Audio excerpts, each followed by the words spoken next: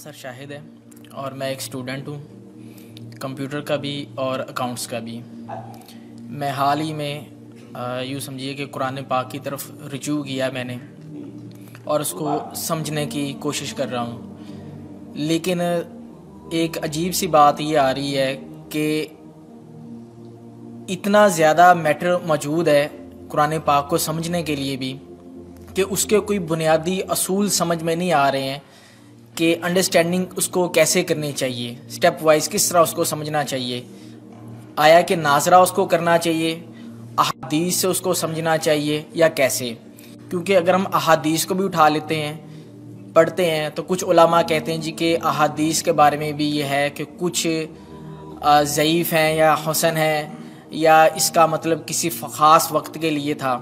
تو ایک عجیب سا مطلب کہ ذہن کے اندر ایک وہ تلاطم ہو جاتا ہے کہ آدمی کرے کیا کرے، کس طریقے سے اس کو مطلب کہ انڈرسٹینڈ کرنے کی کوشش کرے کہ وہ ایک سیدھی راہ کے اوپر آ جائے کہ اسے قرآن پاک کی بنیادی جو تعلیمات ہیں ان کے اوپر چل کے کم لیکن کامل علم کو حاصل کر سکے۔ قرآن مجید کی طرف آپ کا رجوع ہوا ہے، توجہ ہوئی ہے، اس کو اللہ کا بہت بڑا فضل اپنے اوپر سمجھیے، اور جب اللہ کا فضل ہو تو پھر اس کا شکر بھی ادا کرنا چاہیے اللہ کے جناب میں۔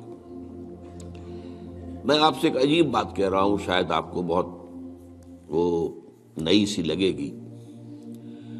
قرآن کو ایسے پڑھیے جیسے بدو پڑھتے تھے۔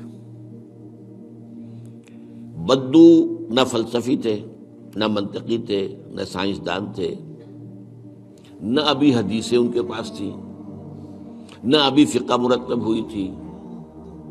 وہ کیا تھا؟ عربی زبان یہ ان کی اپنی تھی۔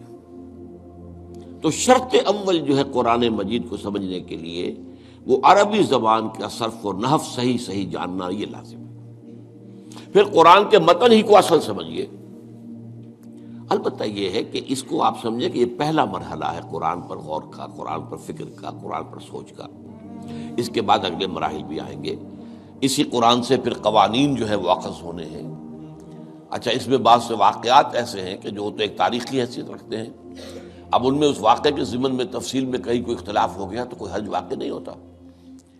ابھی میں مثال دیا کرتا ہوں کہ میں چند جملے ابھی آپ کے سامنے یہاں ادا کروں اور پھر 10 منٹ کے بعد پوچھا جائے آپ سے تو ہر شخص جو ہے اس کو کہے گا، وہ جواب جو میرا دے گا وہ مختلف ہوگا، اس کا اس میں اس کی اپنی بات بھی شامل ہو جائے گی۔ اور سوچ میری بات سنتے ہوئے بھی جو اس کا سبجیکٹو مائنڈ ہے وہ اس کے اندر اس وقت حاضر ہوگا، وہ اس سے اس کوئی نہ کوئی نتیجہ از خود اپنی اس سبجیکٹو مائنڈ کے حوالے سے حاصل کرے گا، وہ بیان کرے گا۔ تو ان چیزوں میں احادیث میں اگر کوئی اختلاف بھی ہو جائے تو اس میں پریشان ہونے کی ضرورت نہیں ہے۔ ابھی ہمارے ہاں یہ جمعے کے اجتماعات میں حدیث جبرائیل جو ام السنہ کہلاتی ہے، جیسے سورہ فاتحہ ام القرآن ہے، ایسے حدیث جبرائیل ام السنہ ہے، سنت کی جڑ اور ماں۔ اب اس کی جو روایات آئی ہیں اس میں مختلف اختلاف ہے، الفاظ کا اختلاف ہے، ایسنس ایک ہے، مفہوم ایک ہے، الفاظ میں بڑا فرق ہے، تفاصیل کا فرق ہے۔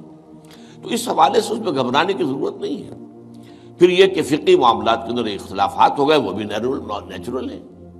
آپ کو معلوم ہے کہ ایک ہی مقدمہ ہوتا ہے، 8 جج بیٹھے ہوئے ہیں ایک بینچ پر، 5 کا فیصلہ ایک ہے، 3 کا ایک ہے، اور بھی تقسیم ہو سکتی ہے۔ قانون وہی، اور یہ میں بات کر رہا ہوں سپریم کورٹ کی یا ہائی کورٹ کی، وہاں پہ تو ظاہر بات ہے کوئی نئے بیانات نہیں لیے جاتے، وہ جو بھی فائل ہے وہ تو بہت پہلے سے تیار ہو چکی ہے، اس کے اوپر بحث ہوتی ہے، صرف اسی سے اخذ کیا جاتا ہے، مطلب ان کا وہی رہتا ہے، اس کے اندر تبدیلی نہیں ہو سکتی، اس موقع پر کوئی نئی گواہی نہیں آتی۔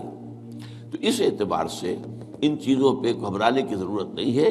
البتہ آپ آغاز جس طریقے سے کریں وہ میں نے آپ کو بتا دیا ہے، اس میں یہ کہ آپ اصل میں ان تمام جو چیزیں ہیں اضافی، ان سے ذرا صرف نظر کرتے ہوئے عارضی طور پر پہلے قرآن کو ایسے پڑھیے جیسے بدو پڑھتا تھا۔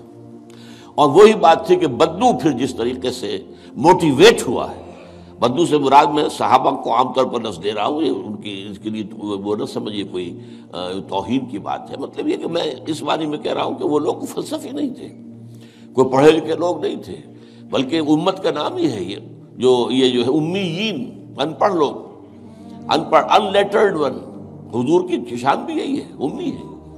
تو انہوں نے قرآن کو جس طور سے سمجھا ہے وہ ہے بہترین طریقہ قرآن کو سمجھنے کا، اور اسی سے پھر وہ صحیح موٹیویشن ہوتی ہے کہ انہوں نے تن من دھن سب لگا دیا اللہ کے دین کے لیے اور اللہ کے دین کو غالب کر دیا۔ بحثوں میں پڑھ کر اور وہ جو باریکیوں میں پڑھ کر اور بال کی کھال اتار کر اور منطقی طور پر تجزیہ کر کے اور فلاں احادیث کے تقابل کے اس میں پڑھ کر علم کا تو اضافہ ہوگا، لیکن وہ انسپریشن اور موٹیویشن جو ہے وہ اس کے اندر نہیں رہے گی۔